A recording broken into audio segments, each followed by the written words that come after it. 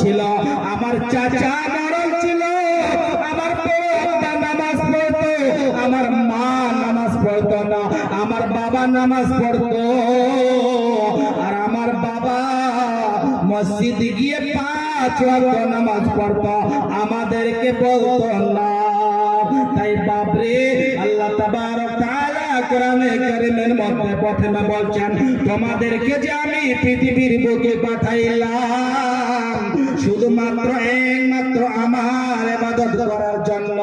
বন্ধুরে বাপরে, যে আল্লাহ তাবারক তাআলা আজকে আপনাকে আমাকে এই পৃথিবীর বুকে, এত একটা সুন্দর পৃথিবীর বুকে আপনাকে আমাকে পাঠিয়েছে, কোনো কিছুর কষ্ট দেবে। যে আল্লাহ তাবারক তাআলার বড় নিয়ামত পানি আমাদেরকে দিয়েছে, অক্সিজেন আমাদেরকে দিয়েছে। পানি না খেলে আমরা মরে যাব, অক্সিজেন না পেলে আমরা মরে যাব। আল্লাহ তাবারক তাআলা আমাদেরকে এতটা ভালোবাসে, তার ইবাদতকে আমরা ইবাদত ছেড়ে, তার উপাসনা ছেড়ে আজকে আমরা অনেক দূরে থেকে যাই। বলেন কি বাপ হয় কিনা? যে আল্লাহ তাবারক তাআলা আজকে আমাদেরকে এমন কোন নিয়ামত থেকে বেঁচে যায় না, দেয়নি। আমরা মাকই লাগাইলাম, মেহনত করলাম, মাকই ফলাফল দিচ্ছে। কারো ক্ষমতা নাই যে মাকইর গাছে আমরা দানা লাগাতে পারি, কারো ক্ষমতা নয় যে ক্ষীরার গাছে আমরা ক্ষীরা লাগাতে পারি। আমরা মেহনত করছি, মাটির ভিতরে লাগাচ্ছি, যতই আমরা সার বীজ দিই না কেন, কোনো ক্ষমতা নাই যদি আমার আল্লাহ তাবারক তাআলা না চায়। যে আল্লাহ তাবারক তাআলা বলছেন, বান্দারে আমি তোমাদেরকে যে পাঠাইলাম পৃথিবীর বুকে আমার ইবাদত করার জন্য। তাই বন্ধুরে আমার, বাপরে আমার, যুবক ভাইরে, তোমাদেরকে বলবো নামাজ পড়তে হবে, নামাজ ছাড়া কোনো গতি নাই। জান্নাতের প্রথম প্রশ্ন হবে, জান্নাতের প্রথম প্রশ্ন হবে, তুমি নামাজ পড়েছিলে বলো, তুমি নামাজ পড়েছিলে বলো। যখন বলবে না না আমি নামাজ পড়িনি, কোনো উপায় থাকবে না, কোনো উপায় পারবো না, সেইখানে আমার মা সহযোগিতা করার মতো থাকবে না, সেইখানে আমার ভাই থাকবে না, সেইখানে আমার বাবা থাকবে না। পৃথিবীর বুকে যদি আজকে আমার 2 লাখ টাকার প্রয়োজন হয়, আমার ভাই সহযোগিতা করবে, আমার বন্ধুরা আমাকে সহযোগিতা করবে। তাই বাপরে, পৃথিবীর বুকে আমাদের মতো সহযোগিতা করার মতো অনেক বন্ধু থাকবে, কিয়ামতের মাঠে আপনার সঙ্গে সহযোগিতা করার মতো কেউ থাকবে না। আল্লাহ তাবারক তাআলা বলছেন, বান্দারে তোমাদেরকে যে আমি পাঠাইলাম নামাজের জন্য, নামাজ পড়তে হবে, নামাজ না পড়লে জান্নাতে যাওয়া যাবে না। আর জান্নাতে যেতে গেলে নামাজ আগে লাগবে। কেন বলছি বাপরে, জান্নাতের প্রথম প্রশ্ন হলো নামাজ পড়া, কেননা জান্নাতের চাবি হলো নামাজ। জান্নাতের চাবি কি হলো? নামাজ। যদি আজকে আমি দেখা যায় ওভর মাদ্রাসায় পড়াই, ওভর মাদ্রাসার সেক্রেটারি সাহেব যদি মসজিদের গেটে তালা মেরে থাকে, আমার ক্ষমতা নাই, কুশমন্ডি থেকে আমি আজকে আপনাদের ওভর মাদ্রাসায় এসে ঢোকার ক্ষমতা নাই। সেইভাবে নামাজ বলা হয়েছে জান্নাতের চাবি। জান্নাতে যেতে গেলে আগে আমাদেরকে নামাজ পড়তে হবে। আজকে যদি দেখা যায় এক চাচাকে জিজ্ঞাসা করি আর বলি, চাচা আপনাকে নামাজ পড়তে হবে, বলে বাপ পড়বো, সময় আছে। বাপ সময়ের কোনো শেষ নাই, সময়ের কোনো শেষ নাই, মরণের কোনো ঠিকানা নাই। আপনার আমার কোথায় গেলে মরণ হবে, কোথায় গেলে মরণ হবে?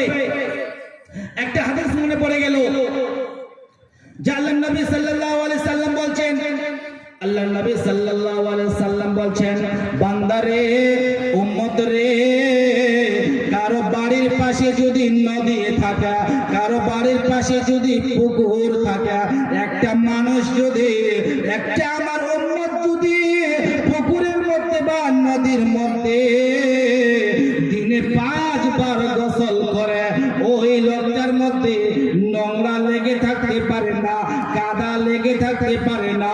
সেই রূপ একটা লোক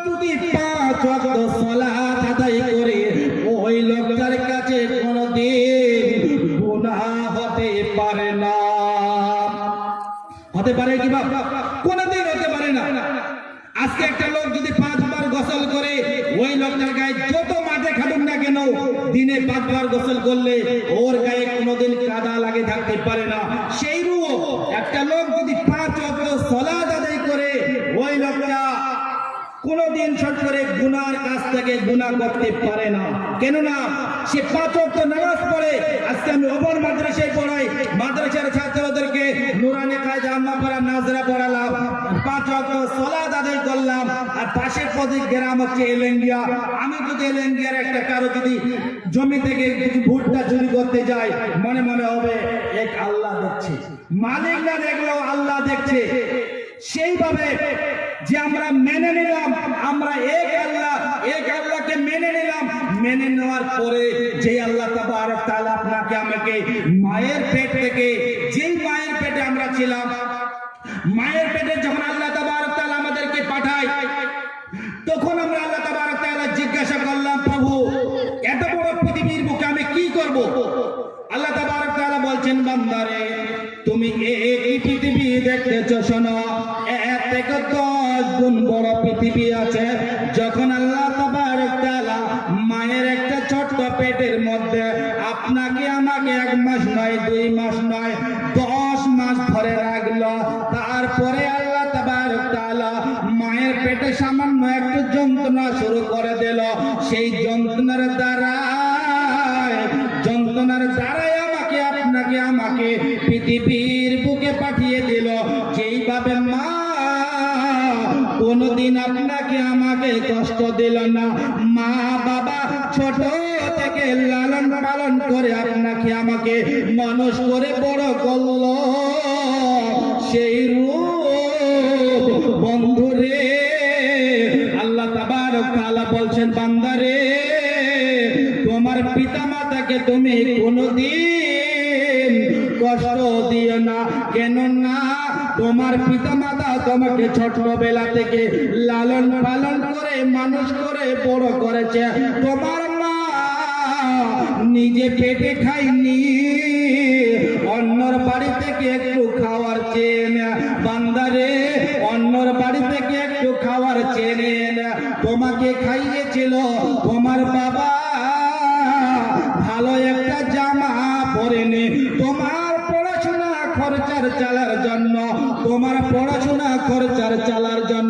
তোমার পিছনে কত মেহনত করেছিল।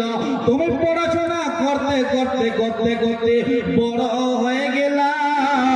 যখন তুমি চাকরি পেয়ে গেলা, তখন তুমি আর তোমার মা বাবার দিকে লক্ষ্য করো না।